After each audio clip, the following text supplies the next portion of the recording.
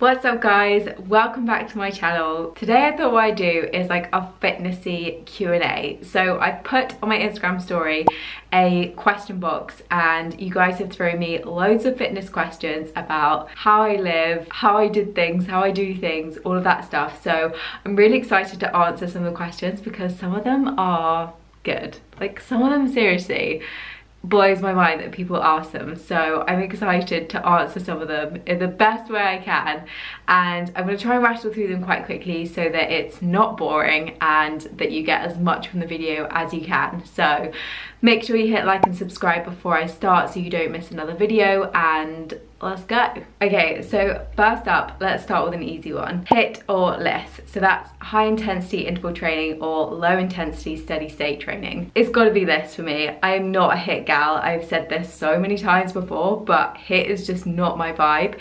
If it is your vibe, seriously crack on and enjoy it, but I don't enjoy it. I find it stressful and I don't like that just sensation of it. I would much rather do longer, steady, calmer forms of cardio than really high stress, super quick, super short. That's just my preference. Okay, someone has said, I often feel like a failure at the gym because I can't do as much as I'd like to do. Any tips? I think this is a really good one, and it is definitely something that I still sometimes struggle with and have to remind myself of this same advice that I'm going to give right now.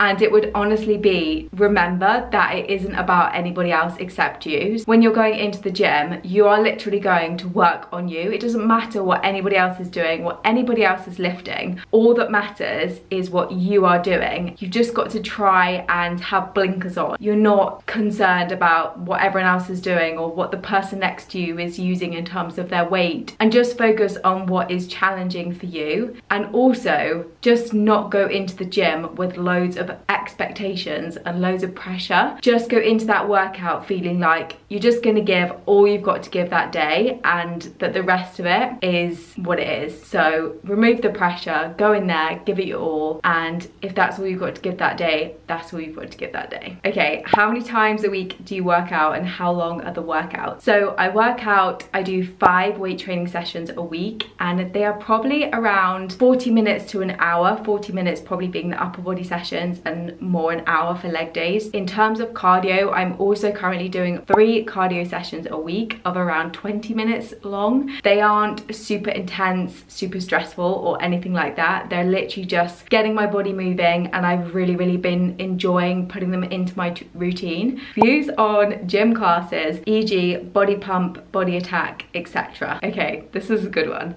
If those classes are your vibe, they make you feel good, they make you feel happy, crack on babe. Seriously, go for it. They're not for me, they don't make me feel good, and they don't really have a place in my weekly routine. But that's not to say that they can't have a place in yours. If you enjoy them, seriously, crack on. Personally, I have found the biggest results, as I've said before, and the way that I have massively transformed and changed things is through weight training and focusing on getting stronger, building muscle and all that stuff. And obviously to do that, you need to be going into the gym, doing your weight training sessions, having the energy to do them properly, progressively overloading those compound lifts and all that stuff. Okay, I feel like this next one comes up quite a lot, and it's something which is definitely like a topic of conversation, I would say, at the moment. And it's, have you ever lost your period because of training? Firstly, I haven't. I've never lost my period due to my exercise, my diet, my lifestyle, nothing like that. I've never lost my period. But what I would say is that it is massively something to take seriously, and it is something which you need to go to your doctor to talk about, your GP, and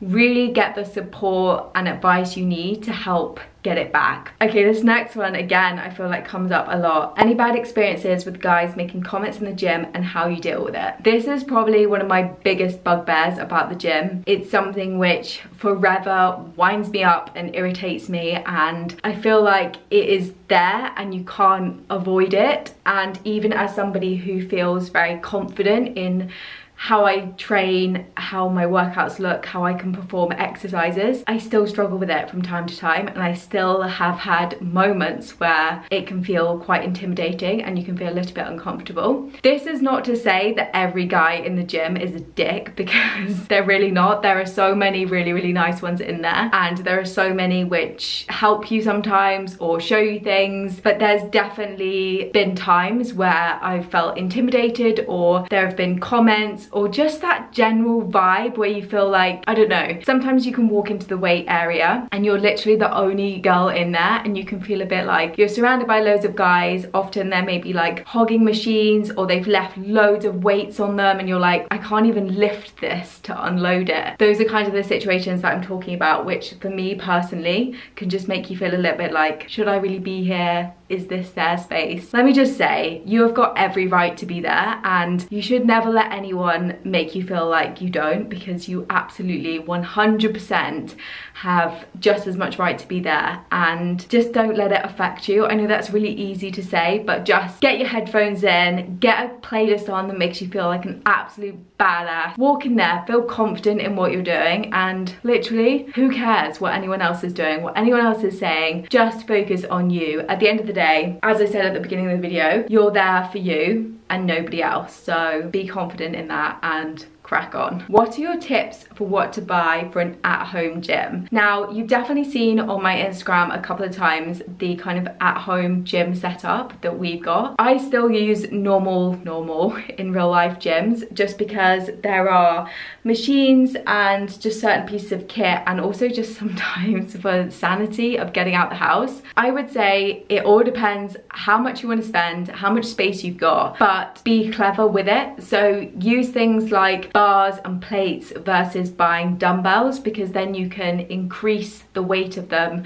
without having to buy a new set of dumbbells. Although initially that's going to be more cost than just a set of dumbbells, in the long term it will have enough weight there for you to be able to progress through them. I would say having a squat rack or having some kind of rack has been really good, because it's meant that I can still get my compounds done at home. So I can still do my squat, I can do hip thrusts using a bench, I can do my military press, I can do some chin-ups, I can do all of those things because we've got a rack set up at home. It does also have a cable attachment at the back, which was kind of an add-on to the frame that we've got. I don't necessarily think that you need that. I think you can do a lot with free weights, but in honesty, it was a tiny piece to add, and it was just something we kind of added as we went. So I don't know if that really answers the question, because I think it so depends on how much you want to invest in it, how much you're going to be training in it, what style of training you're going to be doing. But we used Amazon and eBay to get all of our stuff, and it was literally amazing. And I think there's a lot that you can do with not that much stuff if you're clever with what you do and how you use it. Okay, Toby has just come and totally photobombed the background. Distracting me. Okay, next up, is there anything you've had to give up to prioritize fitness, like socializing or free time? This is a really difficult one to answer, because I think naturally as you kind of grow and develop and you make it a lifestyle and you grow and change as a person, naturally I feel like sometimes your interests, your friends, your social life kind of changes too. Not necessarily in a bad way or that you're missing out, but more just that you kind of feel like you have slightly different interests, or your priorities kind of shift and change a little bit. In terms of things I've had to give up, I don't think there is anything I've had to give up. Not anything that I liked, because that's all what it should be about, is a lifestyle that you enjoy. So you shouldn't be cutting things out that you like.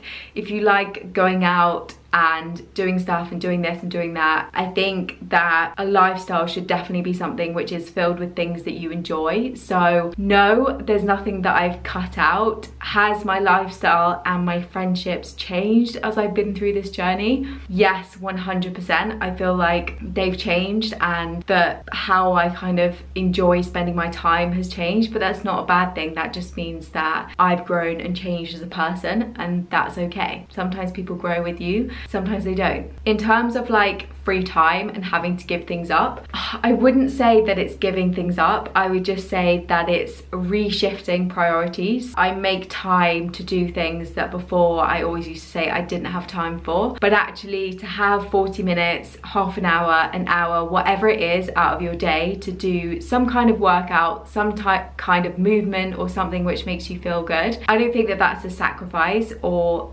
that difficult really to fit into your routine when you think of how much time you spend doing other things. Now, I know there are loads of other cases and examples where it is difficult to fit things in, but just doing what you can with the time that you've got and prioritizing things that you want to do and which are important to you, I think is totally okay to do and you should do. Okay, how did you deal with weight gain and body changes? If you follow my YouTube or my Instagram the last kind of 6 months or so, I have been in a lean gaining phase. So I've basically been gaining some lean muscle mass. I've been eating in a calorie surplus, and as a result I've obviously changed shape, changed weight, and been through quite a transition, I guess, in terms of my mental shift when it comes to looking at things like the number on the scales going up, my clothes feeling slightly tight, and all of that stuff. I think that bulking is something which women can be a little bit scared of because you constantly feel like you should be being smaller, and actually if you're trying to grow muscle, then you're not getting smaller, you're growing muscle, you are literally growing. That isn't something to be scared of or ashamed of or shy of or anything. It's an amazing thing, and it has literally been the most incredible process ever. But I'm not gonna lie and say that it hasn't had some definite mental challenges at times, particularly at points where I was really struggling with food volume or bloating or just that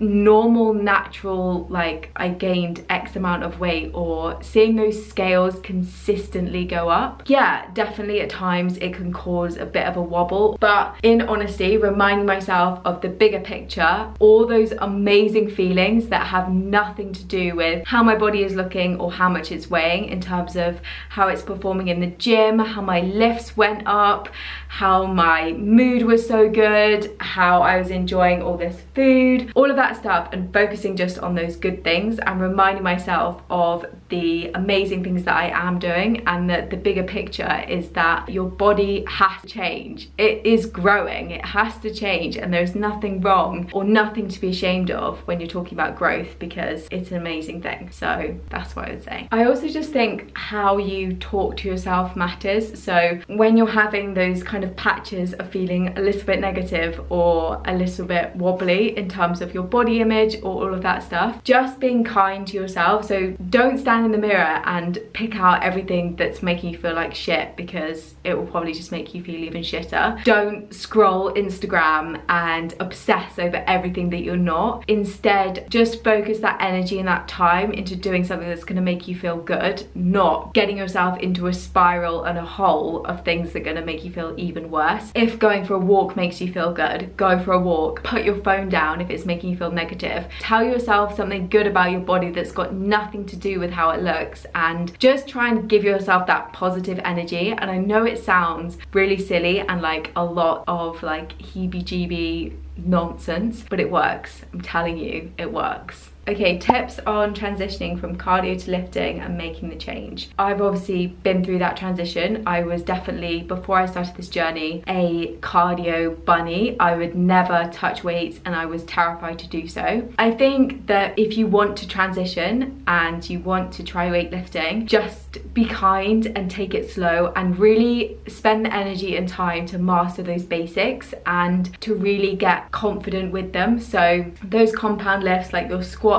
your hip thrusts, your deadlifts, your military press, and just working on those things and getting the form right and getting confident with them, and then start to progress from there. I think it can definitely be intimidating, and having something to follow massively helps, something which is guiding you and educating you and giving you kind of that confidence and that education. And just don't be afraid to get it wrong. Don't expect to be able to get it right, walk in there, lift the heaviest weight, do this, do that straight away, because it's not going to happen. Just go in there, try and learn, soak it in, work on slow progress and all of that stuff, and you will definitely do amazing. And I promise you, the second you start to progress those weights, it will be the most addictive and best feeling ever, that you're getting stronger, and it's just the best. Have you ever done keto, and do you recommend it? No, I've not done keto, nor would it be something that I would preach or recommend, just because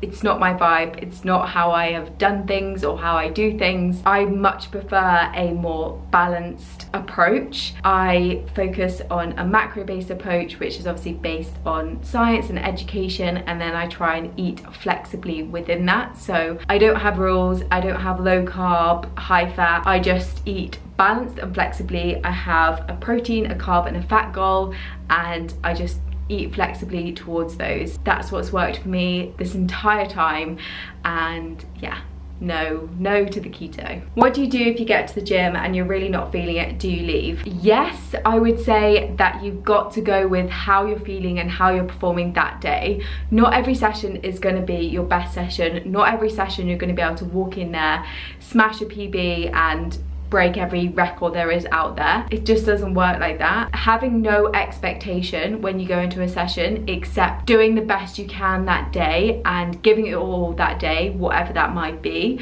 I think is the best thing ever. I would also say that learning to listen, but also talk to your body. Yes, listen to your body and appreciate when it just hasn't got the energy to give right now. That's okay, but equally knowing when you need to give it a pep talk and knowing when you need to actually say to it, come on, you've got this, we've got this, let's go in there, do the best we can. So talking and listening to your body. Best exercises for fat loss. This came up so many times in so many different ways. Best exercises for fat loss. There is no best exercise for fat loss. Fat loss happens as a result of being in a calorie deficit. It's not a magic exercise, a magic pill or anything like that. Fat loss is a result of being in a calorie deficit, which means you are eating slightly less than what your body is burning. Yes, exercise is obviously contributing to what you're burning, but it still all links back to a calorie deficit.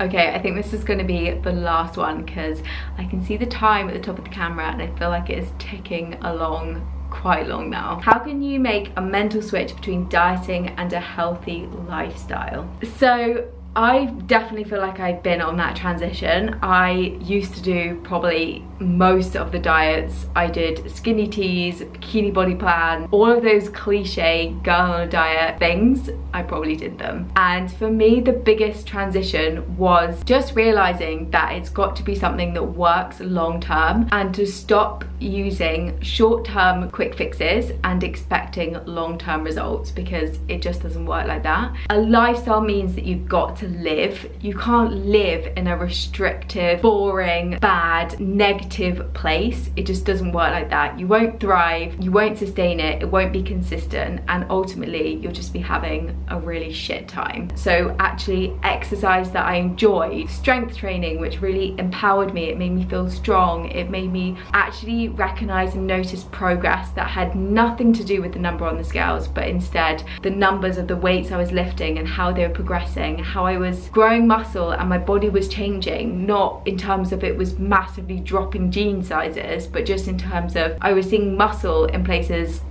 I never had muscle before, and that was the best feeling. I think that a diet ultimately is something which makes you feel restrictive and that there are rules and that you are being good or being bad, but actually a lifestyle, there aren't any rules except the ones that you want to make and which you put into your life, and you're completely in control of that. One of the biggest things that helped me with that transition was learning and empowering myself with my own education, which in turn is going to last me a lot longer. So education, science, learning, progressing, and just making it a lifestyle. Right guys, I hope this video has been good and helpful. I hope I've answered hopefully quite a few of the questions, or if I didn't answer yours specifically, hopefully I covered it in some way or another. Definitely come and say hey on Instagram and let me know if there's anything I didn't answer which you want me to pick up on, because I happily will do that. And make sure that you hit like and subscribe so that you don't miss another video, and I will catch up with you in the next one.